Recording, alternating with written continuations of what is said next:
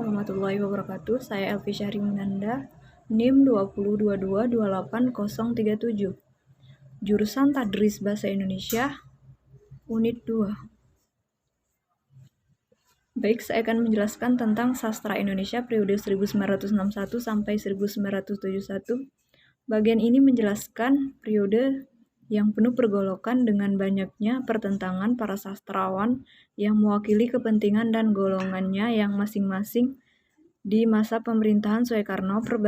Perbedaan ideologi yang demikian tajam, nasionalisme, agama, komunisme, juga berdampak langsung terhadap perkembangan sastra Indonesia, yakni dengan merangsuknya ideologi sastrawan maupun dalam karya sastra yang dihasilkan. Hal ini dapat terbaca dengan jelas dalam polemik antara sastrawan Lembaga Kebudayaan Rakyat Lekra yang mengusung nilai realisme sosial dengan sastra Manifest Kebudayaan Manikebu yang mengusung nilai-nilai humanisme universal.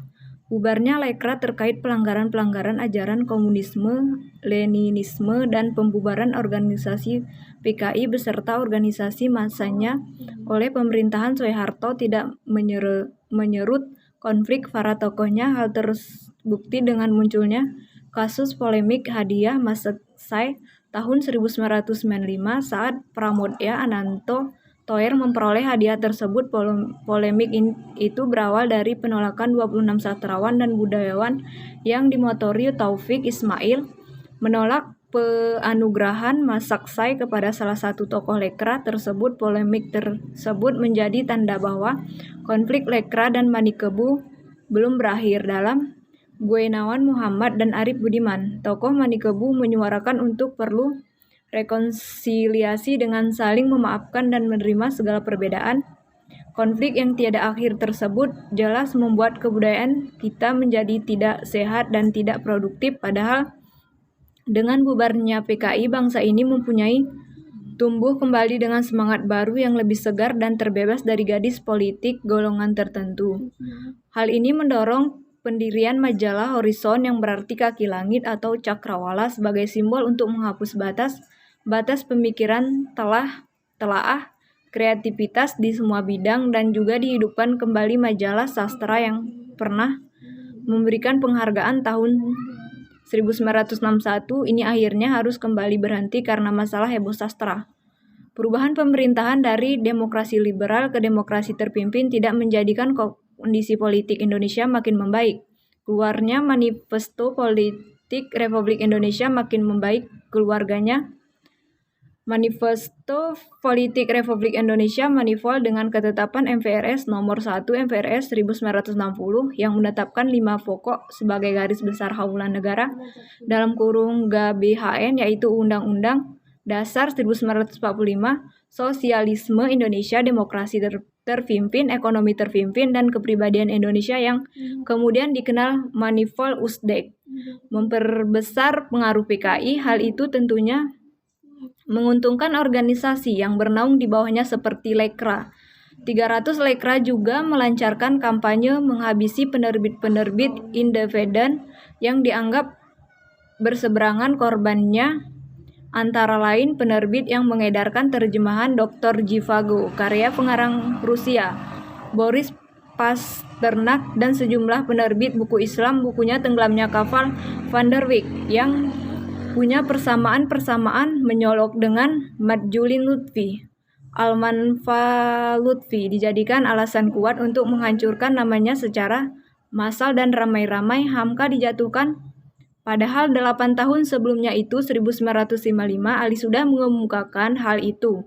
Tetapi waktu itu Lekra belum sampai tahap agresif. Maka persoalan-persoalan itu selalu tidak ada. Beberapa pengarang yang tidak sepandang dengan Lekra menghidupkan kembali majalah kisah dengan nama yaitu Sastra pada Mei 1961. Mereka tetap konsisten dengan konsep otonomi seni. Untuk di tengah kehidupan, di tengah slogan politik adalah Panglima yang diagungkan Lekra dengan penuh ancaman dan agresivitas. Sebagai reaksi dan kritik total terhadap segala teror yang dilancarkan Lekra, maka dideklarasikan Manifest Kebudayaan pada masa 17 Agustus 1963. Naskah Manifest Kebudayaan dibuat oleh Wiranto Soekito, dimuat pertama kali dalam Ruang Kebudayaan Harian Berita Republik 19 Oktober dan Majalah Sastra nomor 9/10 September Oktober 1963. Definisi dari manifest tersebut adalah manifest kebudayaan. Kami para seniman dan cendekiawan Indonesia dengan ini mengemukakan sebuah manifest kebudayaan yang menyatakan bahwa pendirian cita-cita dan politik kebudayaan nasional kami bagi kebudayaan adalah perjuangan untuk menyempurnakan kondisi hidup manusia. Kami tidak mengutamakan salah satu sektor kebudayaan di antara sektor kebudayaan yang lain. Setiap sektor berjuang bersama-sama untuk kebudayaan itu sesuai dengan kodratnya. Dalam melaksanakan kebudayaan nasional, kami berusaha menciptakan dengan kesungguhan yang sejujur-jujurnya sebagai perjuangan untuk mempertahankan dan mengembangkan martabat diri kami sebagai bangsa Indonesia di tengah-tengah masyarakat. Bangsa-bangsa, Majalah Horizon, kehidupan politik selama tahun 1964-1965 dan awal tahun 1966 berpengaruh terhadap kesusastraan. Titik kesastraan Indonesia kurang menggembirakan. Titik buku-buku sastra jarang terbit. Majalah kebudayaan terutama sastra tempat pengarang menyebarkan hasil karyanya juga tidak terbit kecuali majalah basis di Yogyakarta. Angin segar mulai bertiup kembali dengan terbitnya majalah sastra Horizon. Pada majalah ini terbit pada suatu Mei 1965. Pengasuh ini terdiri dari Mokhtar Lubis, Jesir Jaini, Taufik Ismail, Arif Budiman, dan DS Moiljanto. Majalah ini merupakan kekuatan baru atau baru dalam kesejahteraan Indonesia. Kreativitas pada para seniman yang selama ini terbuka mendapat penyaluran dalam majalah ini. Kesejahteraan Indonesia seolah-olah hidup kembali. Mokhtar Lubis menuliskan konsep dan sikap Mayora Horizon yang dicantum dalam edisi nomor 1 tahun 1966 yang berbunyi, "Bersama ini kami perkenalkan kepada saudara pembaca yang budiman. Majalah kami Horizon, sebuah majalah sastra yang membuat cerita-cerita pendek, sajak-sajak, esai, dan kritik yang kami harap akan cukup bermutu untuk seterusnya dan dapat memikat perhatian dan kasus yang saudara pada majalah ini, Majalah Horizon, kami lancarkan ke tengah masyarakat kita di tengah-tengah suasana kebangkitan baru, semangat untuk memperjuangkan kembali semua nilai-nilai demokratis dan kemerdekaan manusia, martabat manusia. Sesuai dengan nama Horizon, kaki langit, maka kami mengajak saudara-saudara supaya kita selalu menengok dan mencari horizon baru, penelaahan kemungkinan daya kreatif kita di semua bidang penghidupan bangsa kita. Mari kita meninggalkan ruang-ruang sempit yang selama ini mengukung jiwa dan pikiran kita. Marilah kita melepaskan diri kita dari belenggu dan perangkap semboyan-semboyan yang bersifat chauvinis dan xenofobia. Marilah kita membuka hati, membuka pikiran kita pada semua yang diciptakan oleh umat manusia di muka bumi ini. Majalah sastra sudah diterbit pada tahun 1960-an, namun pada zaman Orde Lama jadi bulan-bulannya lekra dan akhirnya terpaksa berhenti pada bulan Maret 1964.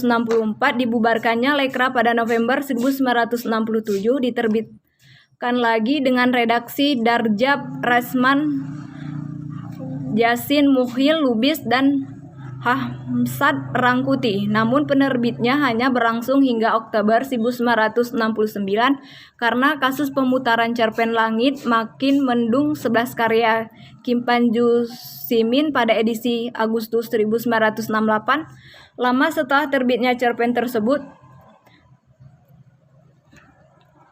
timbullah protes sekelompok masyarakat di Sumatera Utara yang menganggap cerpen tersebut menghina Tuhan dan Nabi Muhammad.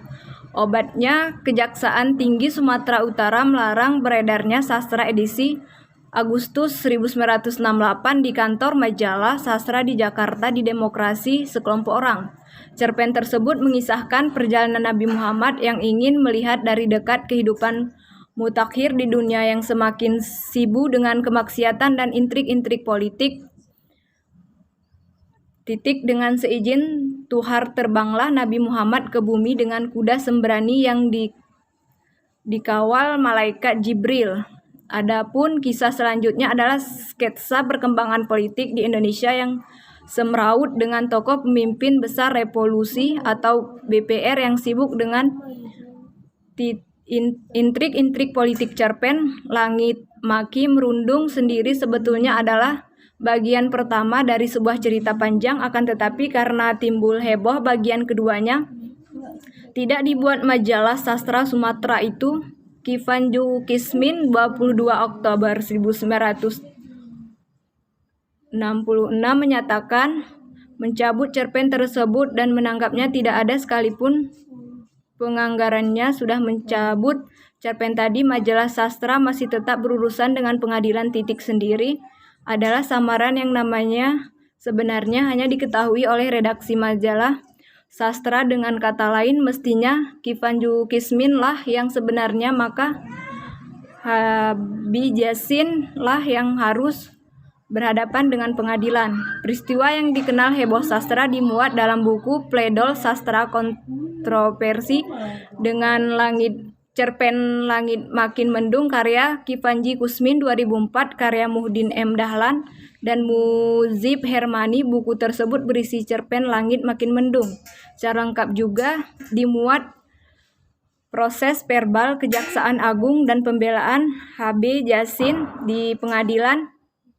Selain artikel-artikel yang membela Habib Yasin ditulis Wiratmo Swekito, Taribus Raswanto, AA, Nafis Mokhtar Lubis, dan Ajib Rosidi. Habib Yasin sendiri menulis buku heboh sastra 1968 Suatu Pertanggungjawaban. 1970 buku itu mengenakan dua kemungkinan tentang siapa Kifanju Kismin. Yang pertama adalah Kifanju Kismin adalah Habib Yasin sendiri, yang sedang kemungkinan yang kedua pengarang cerpen itu adalah penulis pemula yang tinggal di Yogyakarta dan tengah kuliah di sebuah universitas Islam. Terima kasih.